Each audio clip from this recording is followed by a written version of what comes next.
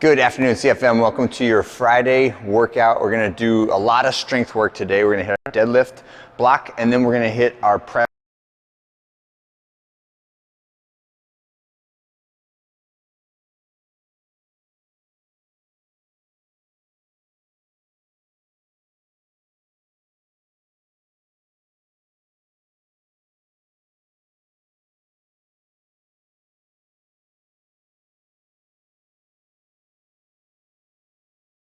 Your hamstrings, and then just pull with your glutes and your hamstrings up to that top position for 8 reps. And this will mimic the exercise that we do in the workout, or in the first portion of the workout anyway, which is the Romanian deadlift.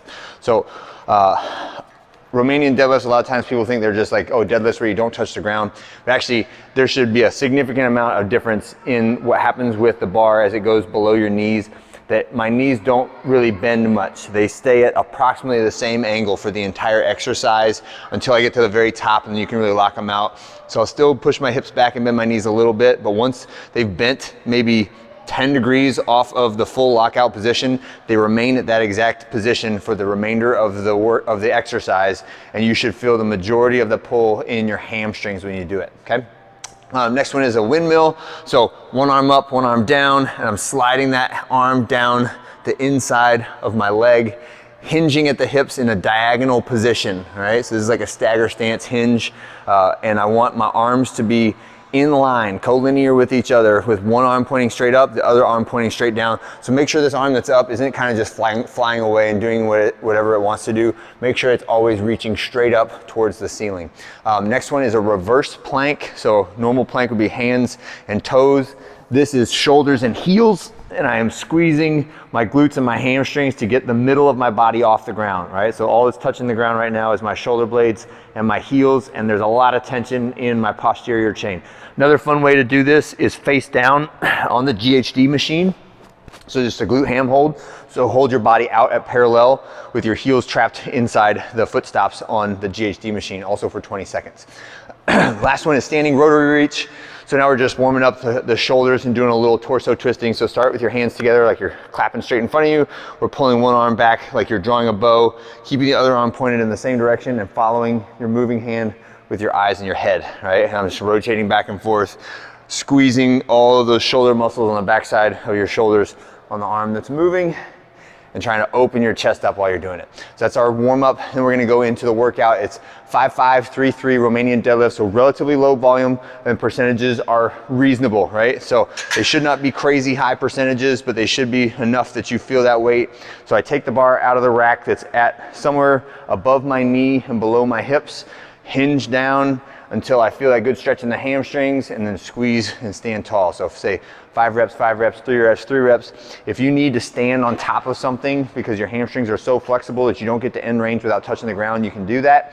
I would like for you not to touch the ground with the weights when we do the Romanian deadlifts, and just remember that piece about the knees remaining at the same angle, okay?